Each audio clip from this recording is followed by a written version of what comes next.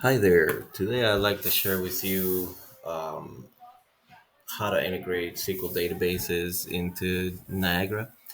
Why you'd ever want to do this would be if your Niagara system is very large, or if you expect to need a large data retention policy for your trends, for perhaps auditing purposes or any other project requirement that you encounter. In any of these instances, you're really going to want to use SQL instead of Niagara's own database for histories, just because of the SQL is going to always perform much more efficiently, and having a large history database in Niagara will tax your overall Niagara system, undoubtedly. So it's always good practice to move all this extra load out of your Niagara system to keep your Niagara system at top performance. So you normally don't have to work in SQL or create your own SQL database. The reason why I want to explore this is because it's always good to have a clear overview of the entire process and not have any gaps in our understanding. That doesn't mean we have to understand everything in detail or be SQL experts, but at the very least, it's good to know what happens on the other side of that Niagara connection. So the first thing we do is create our database.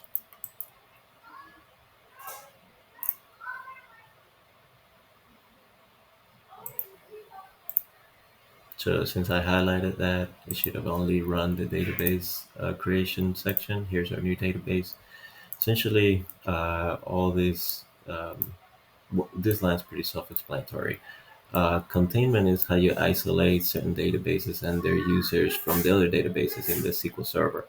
And these are basically, so on primary, this refers to file groups, how SQL stores files in the host file system, the database itself, the database file location and file system quota, and then the login um, file and login quota. So next, we want to go ahead and create a user. We want to create the user, give it a password, give it the default database. This check policy is, since we're working on Windows, check policy if it defaults to on and will enforce Windows login policies. So you typically don't want to do that unless IT is very involved in this process. A lot of times you just want to work with SQL specific authentication and SQL logins and not enforce any Windows policies in your SQL server. And lastly, the reason why I do this is because I'm not using containment, and I will need the SQL login to have a certain amount of privilege for this connection to be successful. Alrighty, so now that this is all configured, um, should be able to show that I have a new login here. Here's my login. So I should now be able to, so it looks like we're okay. I'm just gonna ping it to make sure we're okay. Um, so looks like 1242 is 1242. So we just verified that we're pinging okay. Um, to go through this is basically the login we added earlier. We're taking this directly from the database, same the password that we added here. This is the host name for the PC that's actually hosting the SQL Server with your database. Your workers are essentially the processes that manage this driver's connection and all the processing that is required to do. Threads, you typically only need to worry about this if you see that you're starting to get too many queued transactions that are not being serviced by the SQL server, or I'm sorry, they're not being serviced by Niagara. So essentially, what threads are doing is taking time from the CPU to allot specifically to the SQL Server's own operations. So the larger the number of threads that you allocate here, the more time that this specific service is gonna require from the processor. At the obviously this is removing time that you could be using for other processes, so it should be used with caution. The queue size refers to a buffer that sits in between Niagara and SQL. When Niagara needs to push data to SQL or pull data to from SQL, the first thing it does, it puts those transactions in the queue, and as the threads that we allocated on the step above get time from the CPU to execute, then they will go through this queue and execute all the transactions in it. So if your queue size is very small and you have a very large system with lots of transactions, and you could have lots of threads in your max threads, but you could end up having errors in your application director talking about queue overflow, queue exception. Um, the next thing would be the export mode. This is perhaps the most important setting of this integration. By history type would end up giving you four tables with all the different points separated by point type. Basically, you'll have a numeric, a boolean, an enum, and a string if you have any string points with trends.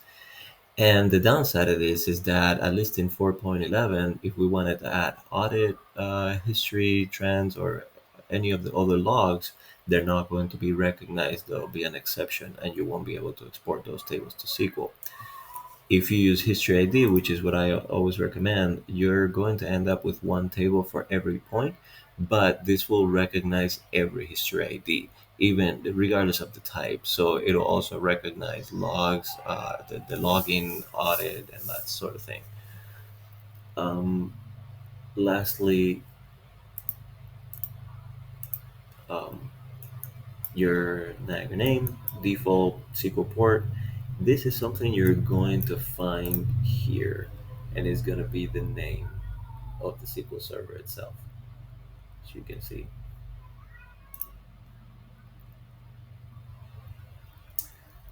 I, I have not noticed any differences between these two connectors. If you end up using the MS SQL connector, you're going to have to download an extra jar module from Microsoft and install it in your Niagara station. Let me make sure that this is all still good to go. 46, and it's still 46, so we're good to go. So the next step here is going to be to discover histories and push histories up to the supervisor.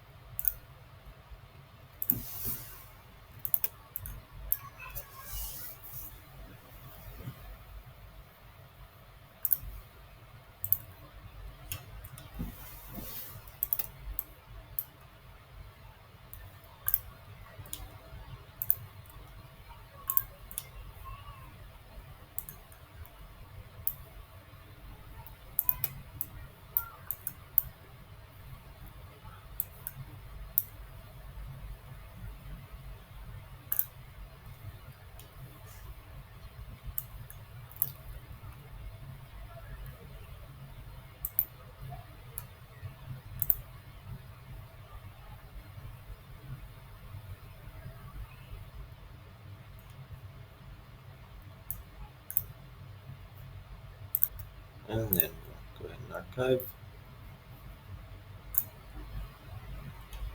As long as everything says in progress or idle and the status okay, then you know you're good to go. And now over in SQL, under our SQL database, we should now see all our tables. If we were to explore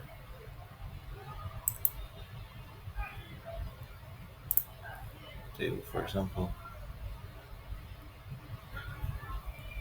we get the SQL statement for this table and basically exactly what you get in Niagara. Same columns, um, flags, and so on.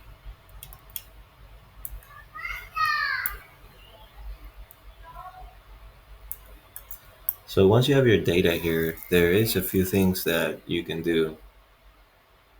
So let's explore, because I find that there is a benefit to running your queries for large amounts of data in SQL versus in BQL over Niagara, where again, like anything you do in Niagara is going to tax your station versus any of these long running queries with lots of data that you can perform here is not going to tax the performance in your Niagara station where you do all your control logic and your users look at graphics from and expect to see real near real time value updates.